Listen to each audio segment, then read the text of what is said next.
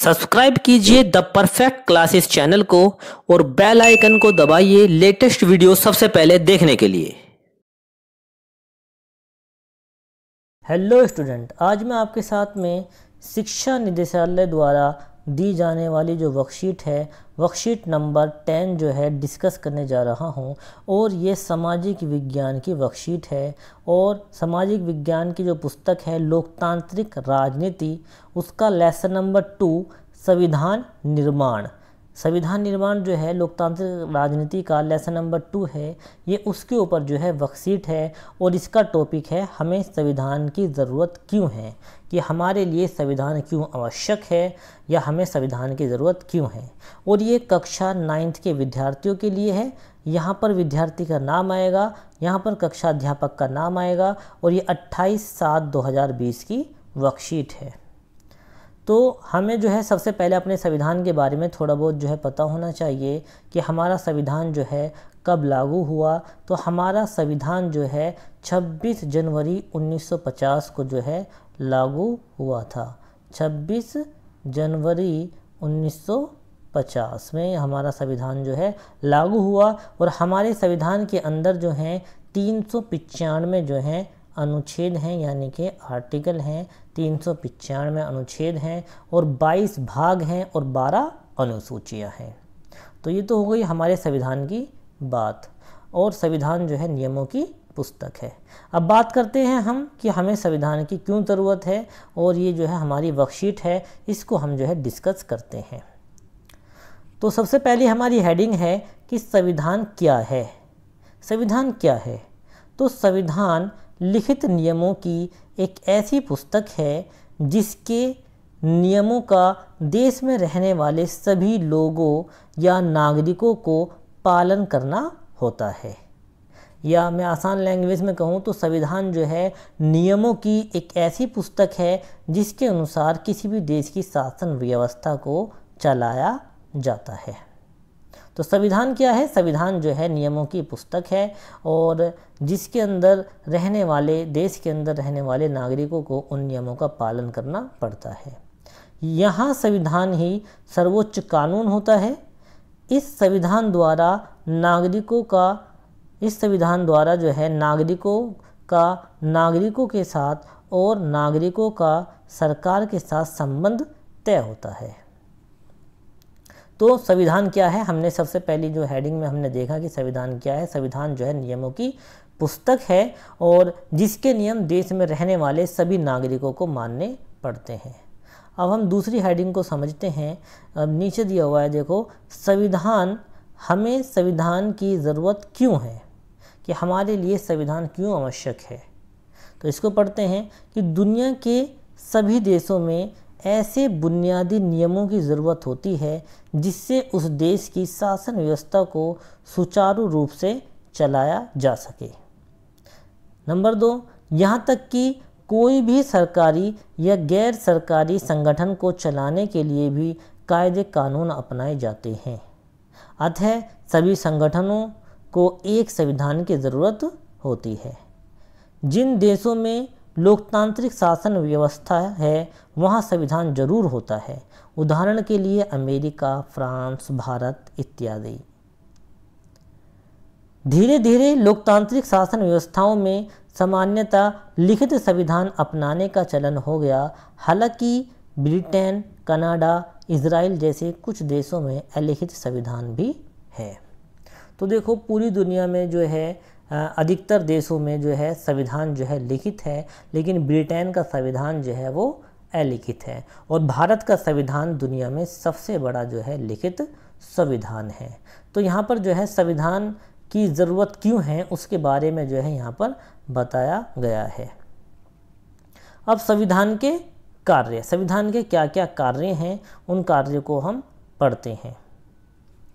देश में एक साथ रहने के लिए लोगों में आपसी सहयोग और भरोसा विकसित करना, ये संविधान का एक कार्य है। नंबर 2, देश में सरकार कैसे बनेगी, कैसे काम करेगी, फैसले लेने का अधिकार किसे होगा, स्पष्ट करता है। ये सारी बातें जो हैं हमारे संविधान में स्पष्ट हैं।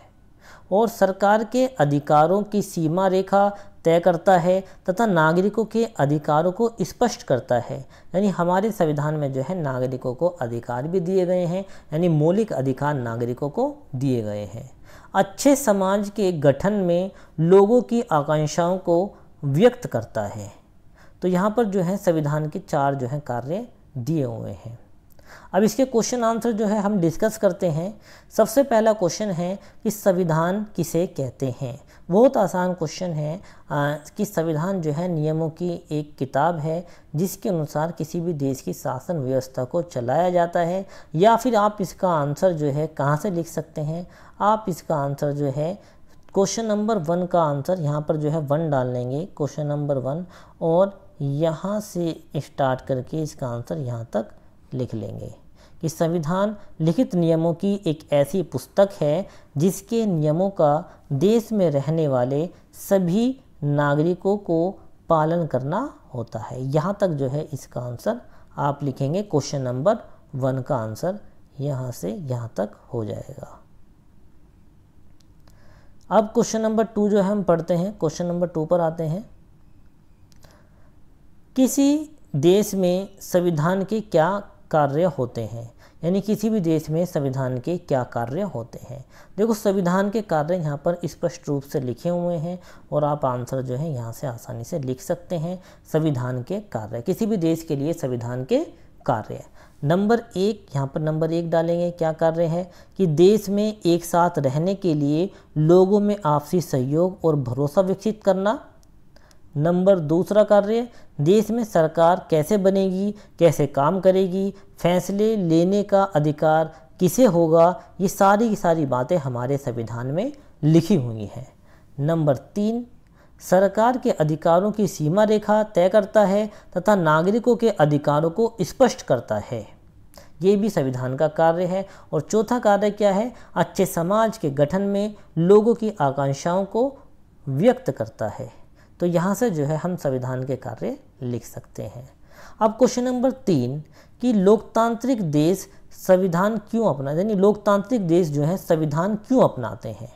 जो लोकतांत्रिक देश हैं वो संविधान क्यों अपनाते हैं। तो इसका आंसर जो है हम जो है नीचे जो है इसका आंसर जो है डिस्कस करते हैं आपके साथ में कि आखिर जो लोकतांत्रिक देश हैं वो संविधान को क्यों अपनाते हैं।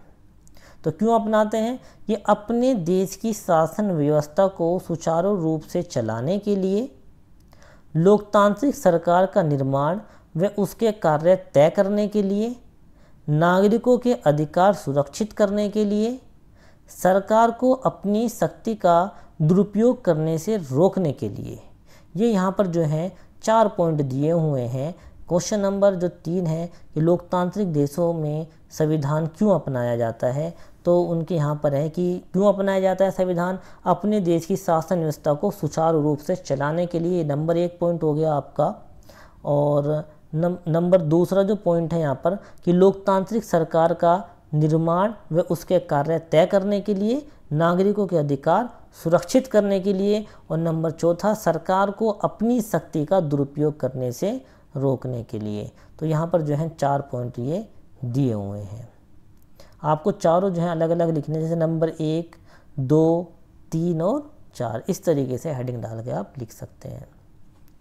क्वेश्चन नंबर 4 है, लोगों को नियमों का पालन क्यों करना चाहिए, कि लोगों को जो है नियमों का पालन क्यों करना चाहिए।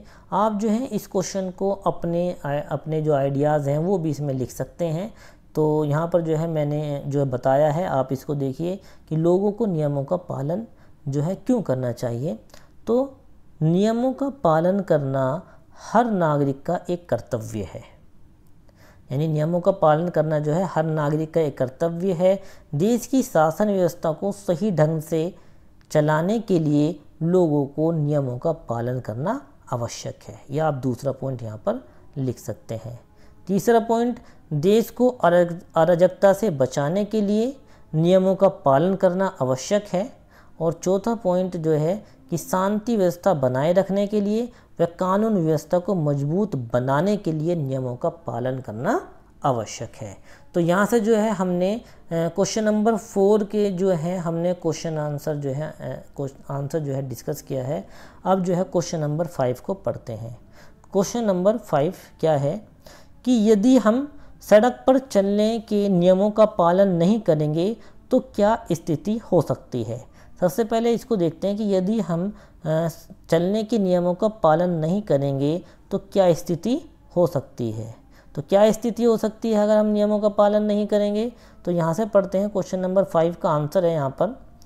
देखो, यदि हम सड़क पर चलने वाले नियमों का पालन नहीं करेंगे तो दुर्घटना की स्थिति बढ़ जाएगी और सड़कें जो हैं जाम हो जाएगी।